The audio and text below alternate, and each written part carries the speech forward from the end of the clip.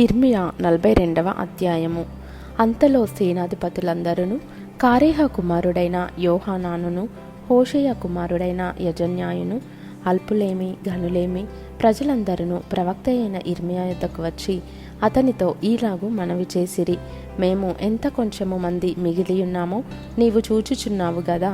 చిత్తగించి మా విన్నపమును నీ సన్నిధికి రానిచ్చి శేషించియున్న మా అందరి నిమిత్తము నీ దేవుడైన యెహోవాకు ప్రార్థన చేయుము.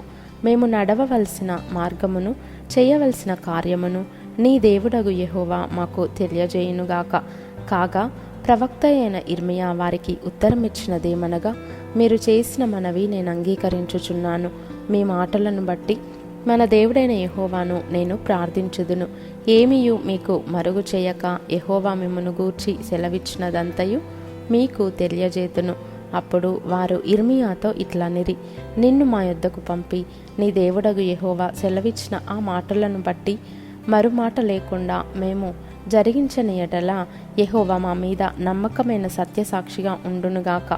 మాకు మేలు కలుగునట్లు మేము మన దేవుడైన యెహోవా మాట వినువారమై, అది మేలే గాని కీడే గాని మేము ఆయన యొద్దకు నిన్ను పంపు విషయంలో మన దేవుడైన యెహోవా సెలవిచ్చు మాటకు విధేయుల మగుదుము. 10 దినములైన తరువాత యెహోవా వాక్కు ఇర్మియాకు ప్రత్యక్షమాయను గనుక అతడు కారేహ కుమారుడైన యోహానానును అతనితో కూడానున్న సేనల అధిపతులనందరినీ, అల్పులనేమి ఘనులనేమి ప్రజలనందరినీ పిలిపించి వారితో ఇట్లనెను, ఇశ్రాయేలు దేవుడైన యెహోవా సన్నిధిని మనవి చేయుటకై మీరు నన్ను పంపితిరి గదా. ఆయన సెలవిచ్చినదేమనగా, నేను మీకు చేసిన కీడును గూర్చి సంతాపమొంది ఉన్నాను.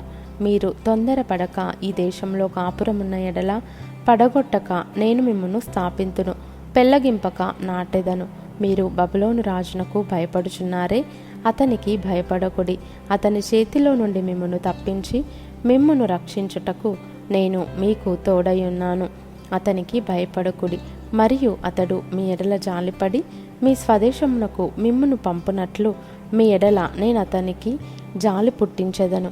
అయితే మీరు మీ దేవుడైన యెహోవా మాట వినని వారై ఈ దేశమందు కాపురముండక మనము ఐగుప్తు దేశమునకు వెళ్ళుదము. అక్కడ యుద్ధము చూడకయు బూరధ్వని వినకయు ఆహారపు లేమి చేత ఆకలి గొనకయు నుందుము గనుక అక్కడనే కాపురముందమని మీరు అనుకొనిన ఎడల యూదావారిలో శేషించిన వారలారా, యెహోవా మాట ఆలకించుడి. ఇశ్రాయేలు దేవుడును సైన్యములకు అధిపతియునగు యెహోవా ఈలాగు సెలవిచ్చుచున్నాడు, ఐగుప్తునకు వెళ్ళవలెనని నిశ్చయించుకొని అక్కడనే కాపురముండుటకు మీరు వెళ్ళిన ఎడల మీరు భయపడుచున్న ఖడ్గము అక్కడను ఐగుప్తు దేశముననే మిమ్మును తరిమి పట్టుకొనును. మీకు భయము కలుగజేయు క్షామము ఐగుప్తులోనే మిమ్మును తరిమి కలుసుకొనును. అక్కడనే మీరు చత్తురు. నేను వారి మీదికి రప్పించు కీడు నుండి వారిలో శేషించువాడైనను తప్పించుకొనివాడైనను ఉండడు. ఐగుప్తులో నివసింపవలెనని అక్కడికి వెళ్ళ నిశ్చయించుకొని మనుష్యులందరూ ఖడ్గము చేతను క్షామము చేతను తెగులు చేతను నిశ్శేషముగా చత్తురు.